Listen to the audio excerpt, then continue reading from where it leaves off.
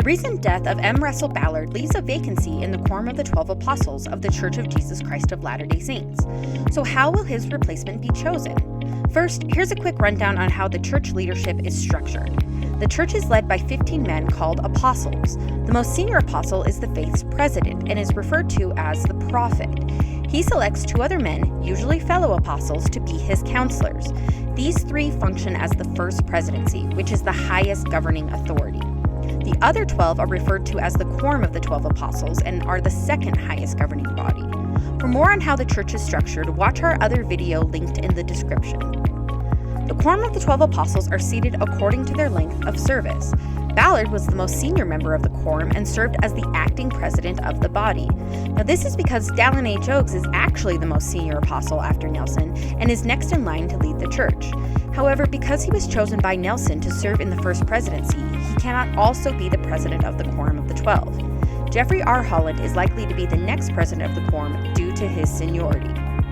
Now, a vacancy left by the death of the member of the Quorum of the 12 Apostles is filled by the church's current prophet/president. In the case of Ballard's death, it will be Russell M. Nelson deciding who will be the next apostle. Now, this will be the 3rd time Nelson has selected a new apostle since he became prophet in 2018. Most apostles are named at the next available General Conference, the semi-annual meeting of church members and leadership in the spring and fall. However, if the meeting is too far away, the new apostle is often named before then. When selecting a new apostle, a secret ballot is typically held among the apostles, with or without discussion.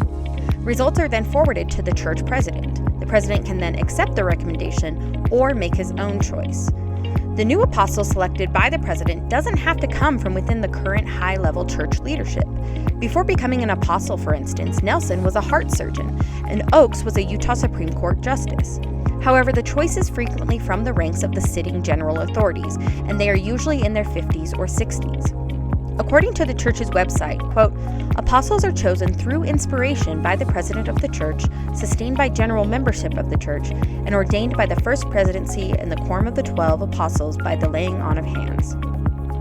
Once a new apostle is seated, he will be seen by members as a, quote, prophet, seer, and revelator.